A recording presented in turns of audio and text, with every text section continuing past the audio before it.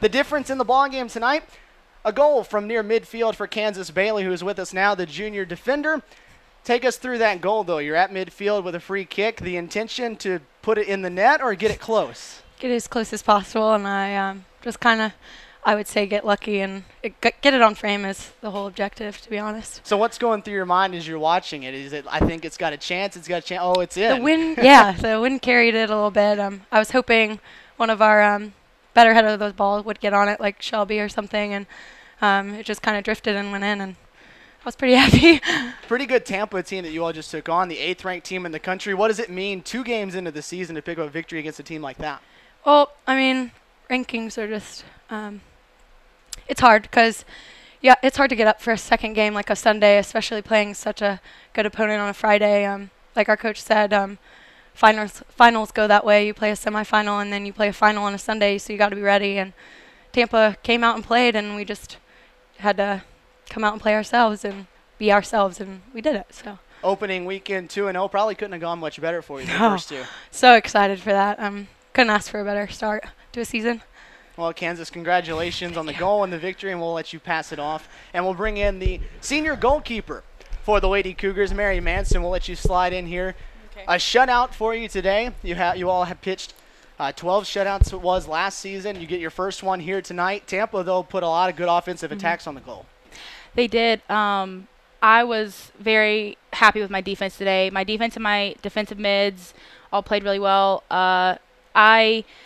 They saved my butt as much as I saved theirs. So we play for each other, and we connected our passes, and we kept it out of the back of the net at the end of the day. So the score was 1-0. Yeah, you look at it, one of the senior leaders of this team, a 3-year starter for them now. A 2-0 start this season, this weekend, has to feel pretty good as you all head out on the road. It does feel great.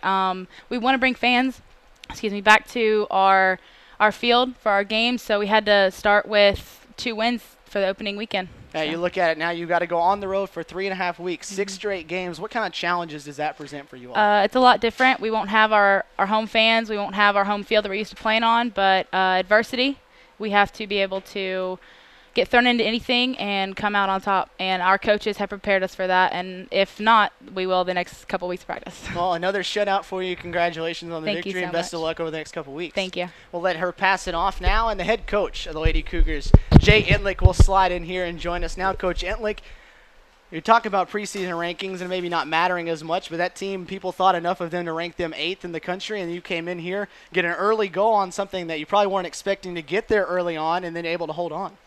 No, for sure, and Tampa's a great side. They're well coached, and sometimes you just got to find a way to score a goal, and we were able to do that, and we held on for dear life. They had some good looks at goal in the second half, but just proud of our ladies, and it was basically our biggest win in program history here at home against a nationally ranked opponent. So very, very proud of the team.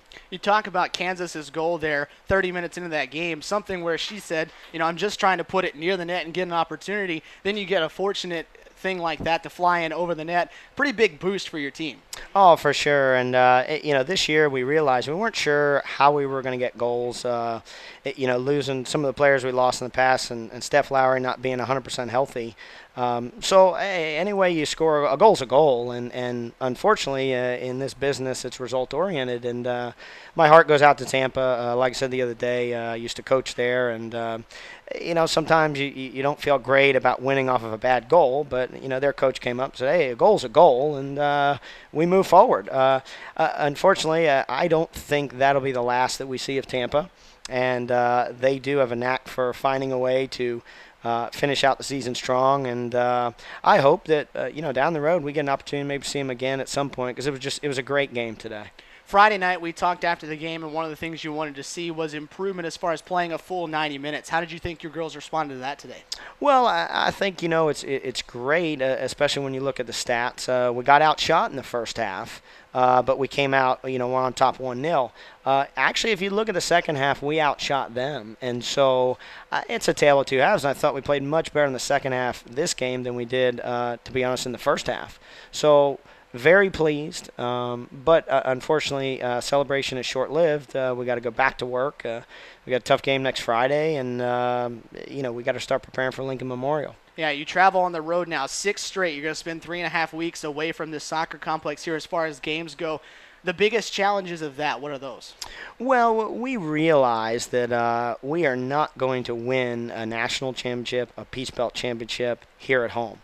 It's just not going to happen. So we're going to have to be able to win on the road. And so that's why we put together a schedule where we play tough opponents on the road, especially in a Friday-Sunday format. So it's okay. I've got to treat our players, put them in an environment where it's difficult to win. And so it's okay for us to travel.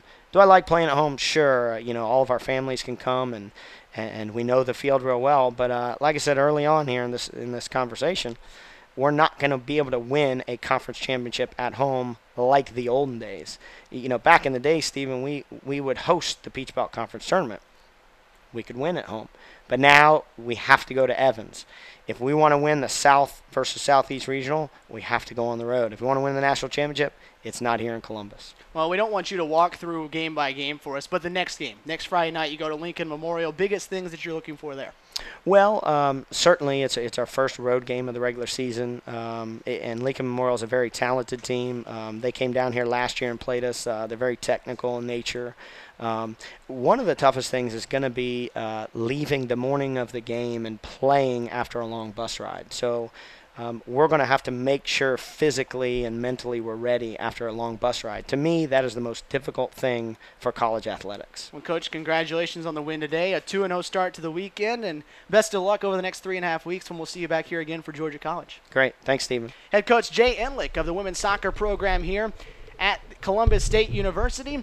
The Lady Cougars make it 2-0 on the season as they win 1-0 over the University of Tampa, the 8th-ranked team in the country. We will not see them again here at home until they come back on Wednesday, September 26th. That will be a 6 o'clock game. We'll have it right here for you on the Ustream live feed. Looking forward to bringing that one to you. They'll play again coming up on Friday night at Lincoln Memorial, and during this 6-game road trip, they'll be on the road at number 9, Lenore Ryan, who's eliminated them in the second round of the NCAA tournament each of the last 2 years. They'll also have their first big Peach Belt Conference game of the year as they'll take on number 3, Armstrong Atlantic, coming up on the 15th of September. So a lot of work to be done between now and the next time we'll see the Lady Cougars here at the Walden Soccer Complex, but a very successful day today as they win on Kansas Bailey's goal in the opening half and pitch another shutout yet again for this great Cougar defense and Mary Manson, the goalkeeper, on the back end. 1-0 your final here from the Walden Soccer Complex. The Lady Cougars 2-0 on the season, back in action on Friday night at Lincoln Memorial.